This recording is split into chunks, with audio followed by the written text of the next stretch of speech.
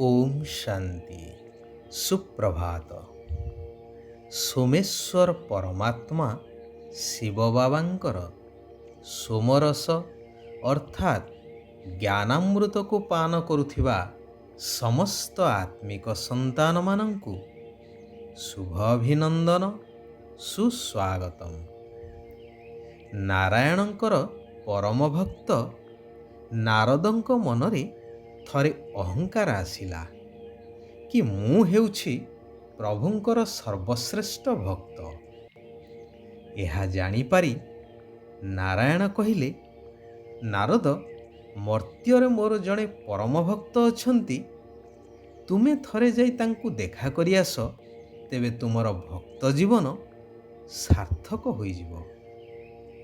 नारदंक मनरे अभिमान आसिला एवं भावना मध्य सृष्टि हैला, कारण से चिंता कले दुनिया रे एमिति आउ किए अछि जे मो ठारु भी परम भक्त।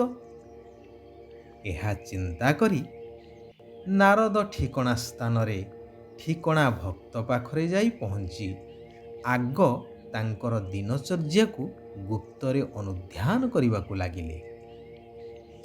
देखिले व्यक्ति जनक अति गरीब शଯ୍ୟା त्याग करी नारायण नारायण कही गाधुआ पाधुआ आदि नित्यकर्म सारी नारायण को स्मरण करी साग पखाल खाई बसिले।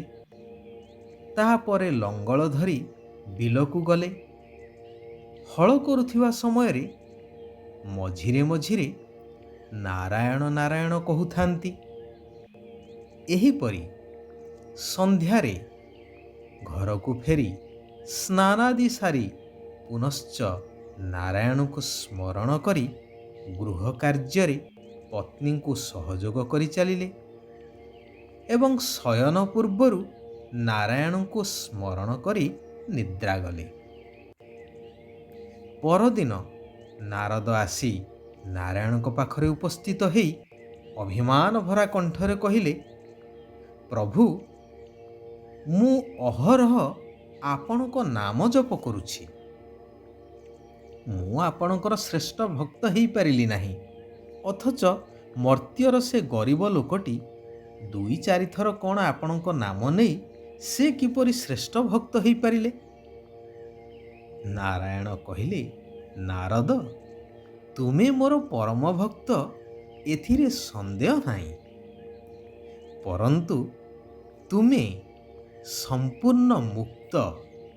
तुमर कार्य हेउछि केवल मोर गुणगान करिबा। हेले से गरीब व्यक्ति जनक प्रकृत कर्मयोगी तार गरीब संसार को चलैबा सहित समय मिलिबा मात्रे अन्य कथा चिंता न करी केवल मो नाम ही स्मरण करी चलिछि।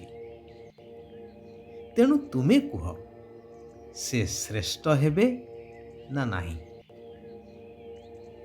नारदंकर संदेह दूर हैला एवं मनरु अहंकार मध्य उभेई गला।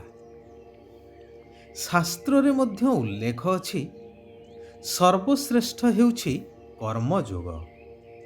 जेहेतु मनुष्य एई कर्ममय दुनिया रे जन्म नेइछि, संसार संभालिबा पाई तो कर्म करिबा निहाती आवश्यक। सेथि सहित जिए ईश्वरंकर स्मृति रे निरंतर रही पारिला, से ही संसार रे श्रेष्ठ हेबार सौभाग्य प्राप्त करिथांती। तेबे वर्तमानर एही घड़ी संधि मुहूर्त जेतेबेले कि एई पतित तमोप्रधान कलिजुगी दुनियार महाविनाशर बेला उपनीत, गीतार महावाक्य अनुसारे एही समय रे स्वयं निराकार परमात्मा भगवान स्वयंभू शिव बाबा आसी कहउछंती, मधुर आत्मिक संतानगण, तुमे माने कर्मयोगी अट। चालिबा बुलिबा समय रे मध्य याद्र अभ्यास करि चाल, अर्थात ପ୍ରତ୍ୟେକ କର୍ମ କରିବା ସହିତ ବୁଦ୍ଧିକୁ ସେଥିରେ ବାନ୍ଧି ନ ରଖି ନିଜକୁ ନିମିତ୍ତ ମନେ କରି ଶରୀର ଦ୍ୱାରା କର୍ମ କରିଚାଲ ଏବଂ ନିଜକୁ ଜ୍ୟୋତିର୍ବିନ୍ଦୁ ଆତ୍ମା ମନେ କରି ନିରାକାର ଜ୍ୟୋତିର୍ବିନ୍ଦୁ ପିତା ଶିବ ବାବାଙ୍କ ସହିତ ବୁଦ୍ଧିର ଯୋଗକୁ ଲଗାଇ ରଖିବାର ପୁରୁଷାର୍ଥ ବା ଅଭ୍ୟାସ କରିଚାଲ। ତେବେ ନରରୁ ନାରାୟଣଙ୍କ ସଦୃଶ ହେବାର ଅଧିକାର ପ୍ରାପ୍ତ ହୋଇଯିବ। ଯାହା ଉଲ୍ଲେଖ ମଧ୍ୟ ରହିଛି କି ନର ଦେହେ ନାରାୟଣ। ତେବେ ଏଥିପାଇଁ ନିଶ୍ଚୟ ବୁଦ୍ଧିର ଆବଶ୍ୟକତା ନିହାତି ରହିଛି। ଯେଉଁମାନେ ନିଶ୍ଚୟ ବୁଦ୍ଧି ସମ୍ପନ୍ନ ସନ୍ତାନ, ସେମାନଙ୍କର ଶିବ ବାବାଙ୍କ ସାଥିରେ ପୁରା ଆତ୍ମିକ ସ୍ନେହ ଥିବ। ବାବାଙ୍କର ପ୍ରତ୍ୟେକ ଆଦେଶକୁ ଅର୍ଥାତ୍ ଶ୍ରୀମତକୁ ସମ୍ପୂର୍ଣ୍ଣ ରୂପେ ପାଳନ କରୁଥିବେ। ବୁଦ୍ଧି ଅନ୍ୟ କେଉଁଆଡ଼େ ଯିବ ନାହିଁ, ଏକମାତ୍ର ଶିବ ବାବାଙ୍କ ବ୍ୟତୀତ। ସେମାନେ ନିଦ୍ରାଜିତ ହେଇ ଅର୍ଥାତ୍ ରାତି ଉଜାଗର ରହି ଶିବ ବାବାଙ୍କୁ ମନେ ପକାଇ ଚାଲିବେ। ଯୋଗଯୁକ୍ତ ହୋଇ ଭୋଜନ ପ୍ରସ୍ତୁତ କରିବା ସହିତ ସବୁ କାର୍ଯ୍ୟ ମଧ୍ୟ ୟାଦରେ ରହି କରିବେ। ଗୀତରେ ଅଛି ନା, ତୁନେ ରାତ ଗବାଇ ଶୋକେ ଦିବସ ଗବାଇ ଖୋକେ। ଏବେ ଆଉ ସମୟ ଖୁବ୍ କମ୍। ତେଣୁ ସମୟ ଥାଉଁ ଥାଉଁ ସତ୍ୟ ପିତାଙ୍କ ମତରେ ଚାଲିବା ଦରକାର। ପାଞ୍ଚ ବିକାର ରୂପୀ ମାୟା ଉପରେ ବିଜୟ ପ୍ରାପ୍ତ କରିବା ନିହାତି ଆବଶ୍ୟକ। କାରଣ ଏହି ପଞ୍ଚବିକାର ଯଥା କାମ, କ୍ରୋଧ, ଲୋଭ, ମୋହ ଆଉ ଅହଙ୍କାର, ଏହି ପଞ୍ଚବିକାର ସମସ୍ତ ମନୁଷ୍ୟ ସମାଜକୁ ଜନ୍ମ ଜନ୍ମାନ୍ତର ଦୁଃଖୀ ଅଶାନ୍ତ କରିଦେଇଛି, ତମ ପ୍ରଧାନ ପତିତ କରିଦେଇଛି।